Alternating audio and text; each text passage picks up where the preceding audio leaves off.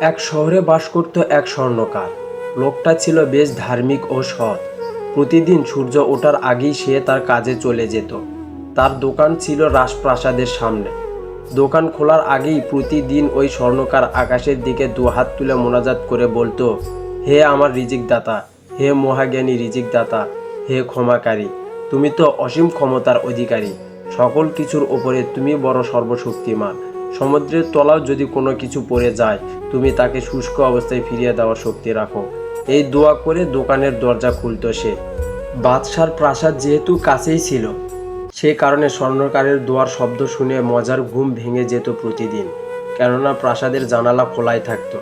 একদিন বাদশার ঘুম ভাঙতেই বাদশা রেগে মেগে চিৎকার করে বলল, কে এই লোক? প্রতিদিন সকালবেলা আমার আরামের ঘুম হারাম করে দেয় আর ভেঙে দেয় চমৎকার স্বপ্ন। বাদশা তার এক চাকরকে ডেকে জিজ্ঞেস করে জানতে পারল যে এটা এক স্বর্ণকারের কাজ, আর তার দোকান হচ্ছে প্রাসাদের সামনে। এই কারণে ওই স্বর্ণকারকে উচিত শিক্ষা দেওয়ার জন্য চিন্তা করলো বাদশা। উজিরকে ডেকে একটা হীরার আংটি নিল এবং প্রাসাদ থেকে বেরিয়ে দুজনে স্বর্ণকারের দোকানের দিকে পা বাড়ালো। স্বর্ণকার বাদশাকে তার দোকানে দেখে চমকে গেল। বাদশাহ মূল্যবান ওই আংটিটা স্বর্ণকারকে দিয়ে বলল, এ আংটিতে একটা ইয়াকুত পাথর বা রুবি আছে, যার দাম কয়েক হাজার স্বর্ণমুদ্রা।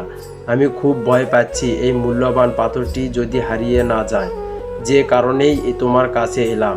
তুমি রঙিন একটা কাজ দিয়ে হুবহু এই রুবি পাথরের মতো আরেকটি আংটি তৈরি করে দাও আমাকে।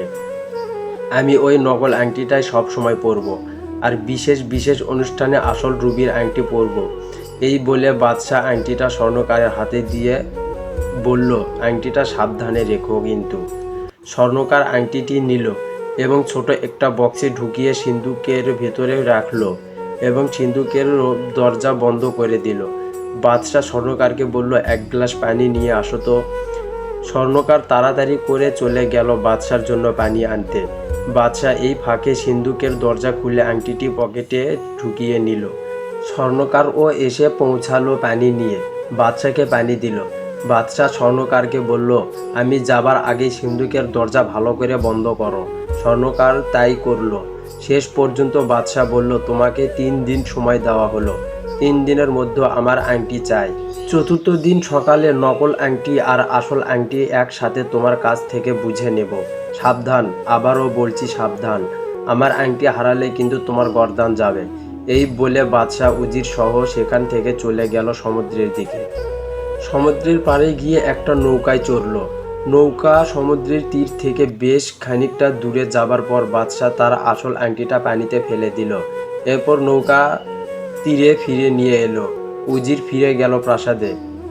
স্বর্ণকার তার দোকান বন্ধ করে বাসায় ফিরে গিয়ে তার স্ত্রীকে পুরো ঘটনা খুলে বলল।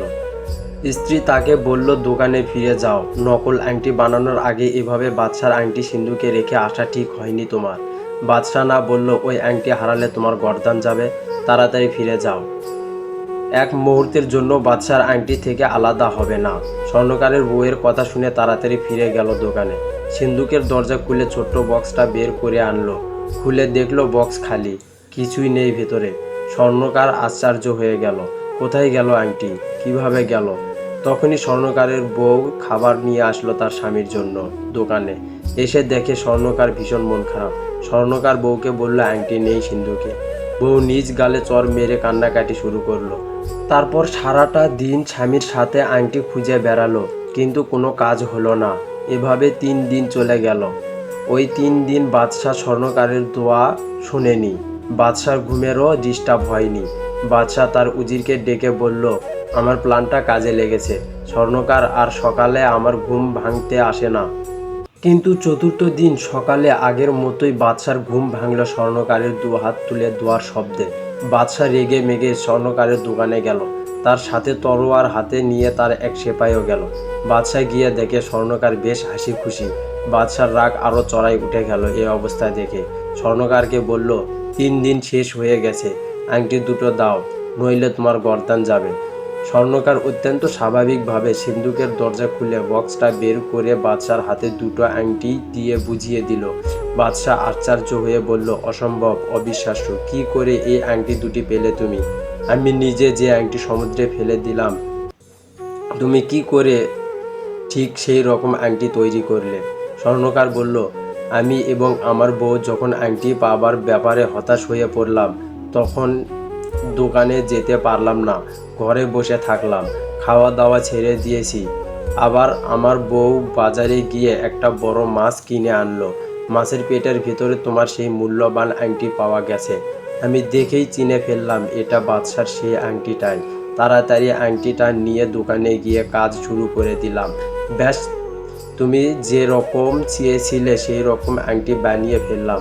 কাজ শেষ হবার পর আমি আমার সেই দোয়াটি পড়লাম, যে দোয়াটি তুমি শোনো প্রতিদিন। বাদশাহ বিশ্বাসই হচ্ছিল না।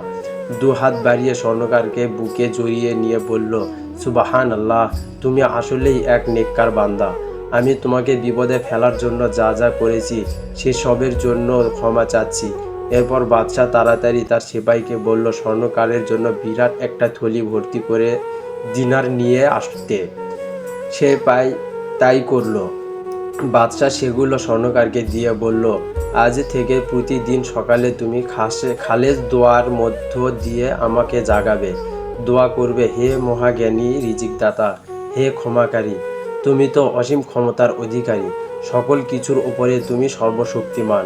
সমুদ্রের তলাও যদি কোনো কিছু পড়ে যায়, তুমি তাকে শুষ্ক অবস্থায় ফিরিয়ে দেওয়ার শক্তি রাখো। আলহামদুলিল্লাহ।